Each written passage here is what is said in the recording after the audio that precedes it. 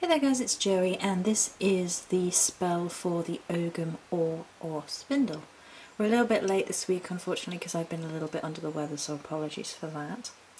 And I did want to touch on the fact that these are spell setups, it's not the entirety of the spell, and sort of assumes a little bit of knowledge about working spells for yourself. I will touch on things that perhaps I haven't touched on enough, I'm not sure.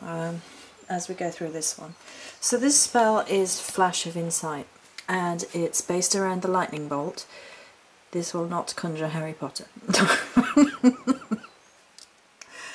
I decided to go with the lightning analogy for a number of reasons. The Ogham itself has the dual meaning of lightning as well as spindle, and I think it's a great sort of easy symbol to use for sort of that flash of insight, that flash of illumination. And it's when you're looking for messages or signs from the divine, and it might be a really great spell to precede divinational work. So if you were going to do some Ogham work, or if you were going to do some tarot work, or if you're going to do some pendulum work, or whatever divination you prefer to gain insight into a situation, perhaps a difficult situation where you need some illumination, then this could be a great little spell to do before that. Or if you want things brought to light, you could also use this sort of thing. So the basic setup it's really nice and basic, this one, because I do like making them accessible and showing that you don't need to have too many bells and whistles. You don't need any, but you know, for a general setup. So the incense is frankincense and myrrh. I use this one, this is the one I like. Or you could use any incense which gives a nice cleansing of the area, because you basically, for flashes of insight, you want to be well cleansed beforehand. You do in most spell work anyway, but it helps if you're looking for answers, for you to sort of get rid of your preconceived ideas and, you know, things that are worrying you, stressing you out. Try and cleanse yourself as much as possible before asking for messages to help illuminate what you want to do, or truth about a situation, or bringing insight in.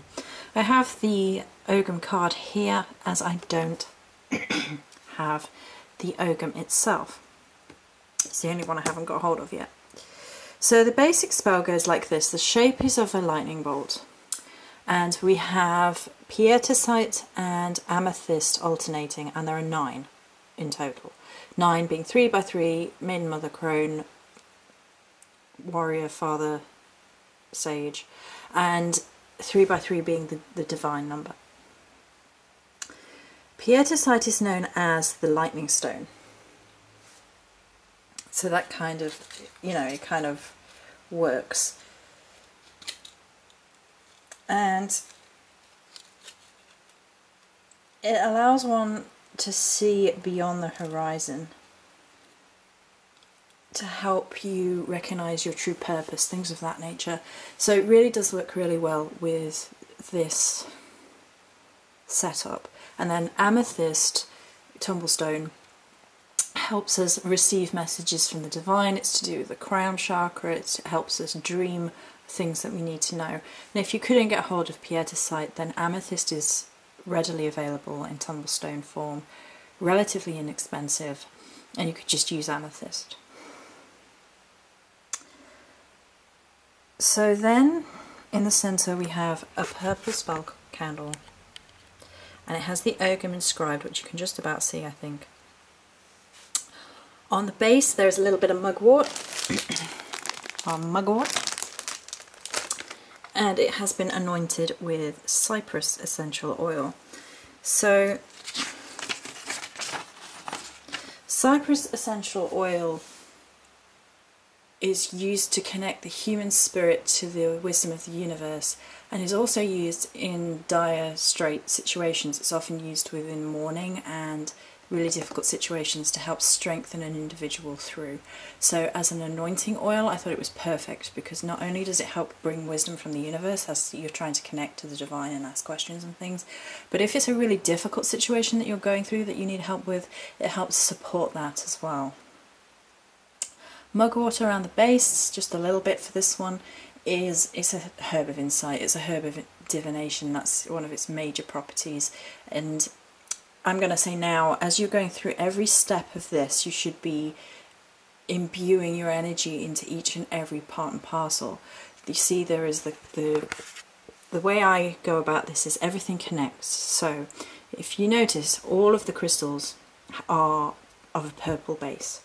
So purple for purple colour magic would be divinational, connecting with spirit, the crown chakra, which opens you up to divine messages.